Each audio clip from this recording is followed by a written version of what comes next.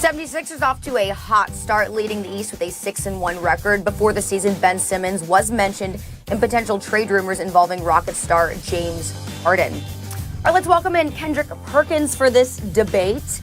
Perk, what do you think?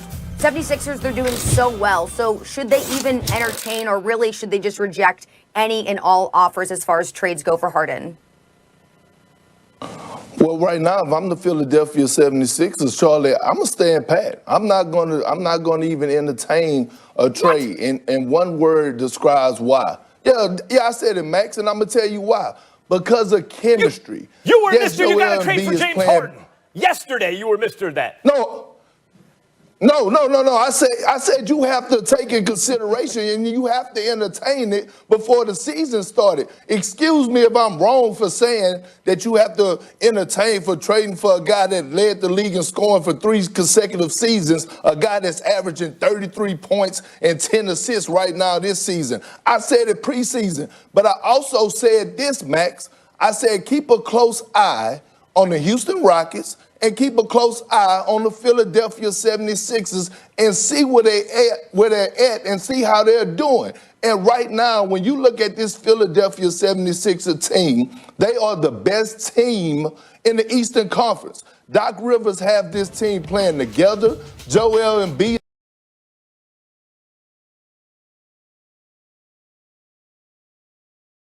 is playing some of the best basketball of his career, like I thought he would do under Doc Rivers. Tobias Harris is having one of the best seasons thus far under Doc Rivers, like he did with the LA Clippers, averaging 19 and 8. And then Doc has his son-in-law, Seth Curry, who got to go home to answer to his daughter, Callie Rivers, if he don't go out and perform night in and night out. And then they have spacers and Danny Green. They have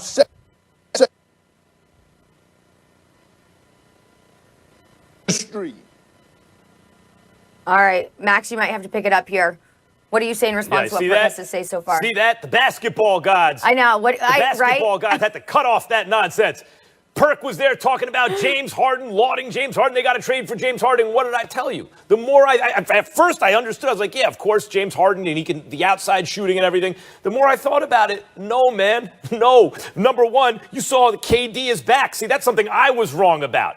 I thought you had, I don't even say I was wrong. I would say he's exceeded my expectations. I didn't think you could just assume KD would still be KD after that injury, because almost always the person comes back as something less than what they were. But KD is enough of himself that you have to account for that. And who's best positioned to guard that guy in the playoffs?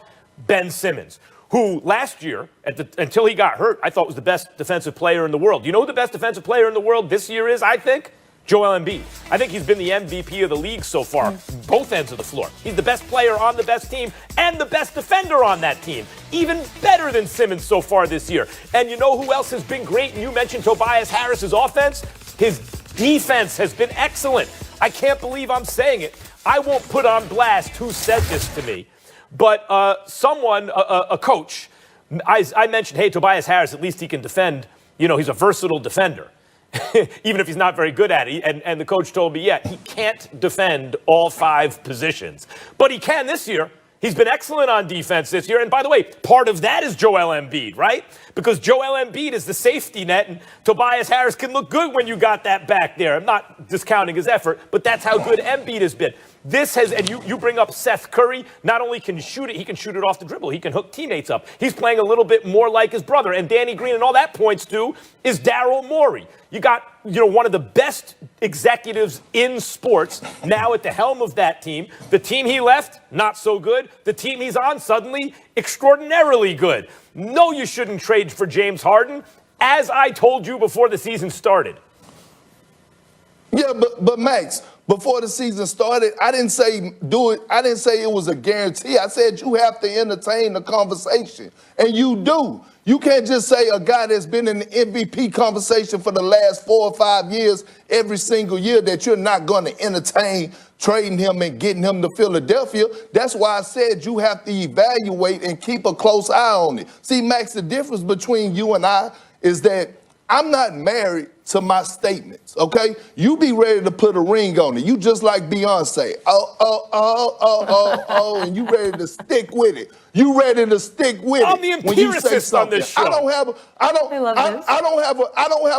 don't have a problem with going back and saying, you know what? I'm watching this 76er team, and no, I would not trade for James Harden right now because I'm looking at the chemistry. You brought up a lot of great points. They're playing excellent basketball on the offensive end and the defensive end. They are locked in. They are playing boxes and elbows, no driving gaps, diving on the floor for loose balls, getting back on defense.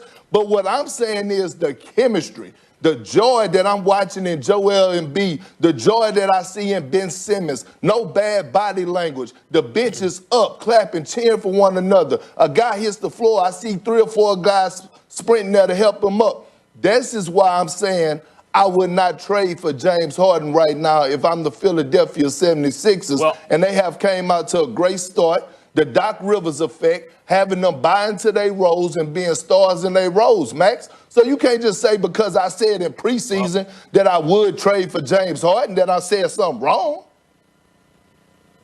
Well, look, here's the thing. I'm the one on this show. I don't know who you're talking about. I don't have a religious point of view about this, any undisprovable hypothesis. When new information comes out, when the facts change, so does my opinion. So, I get that. What I'm pointing out is I think you could see this coming. When you saw what Brooklyn looked like with KD, you knew that Philly needs especially Ben Simmons. No one's going to stop KD, but Ben Simmons can do the best possible job. Here's the thing about James Harden right now. I don't think the Sixers should trade for him. I don't think the Nets should either. And now with Dinwiddie hurt, who knows even if they could swing a deal for him. So where does that leave Harden? It leaves him, for the moment, in Houston. Couple weeks ago, I was on this show arguing and debating with you and Stephen A. about Ben Simmons and his shooting. Could it work without him shooting jump shots? And I told y'all that it could work. You was the one telling me, oh no, if he don't shoot the jump shot, if he's not comfortable with taking this, I don't see this working. Now all of a sudden you flipping the script, huh? Now all of a sudden you see it working without him taking jump shots. That's when right. I was on here preaching that good gospel, right? So you flipping the script. That's right. Yes, okay, I like cool. it. When I do it and it favors me, I like to flip the script. Look, Max, you're very convicted, which is why you're so good on this show. But I do have to say that Perk, you calling Max Beyonce, definitely the highlight of that segment. So thank you. All right, Perk, we got to say goodbye to you, but we'll see you soon.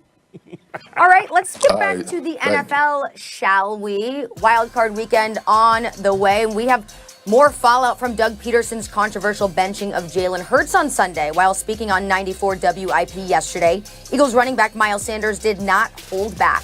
Listen. Man, if I'm being honest, nobody liked the decision. Nobody, and that's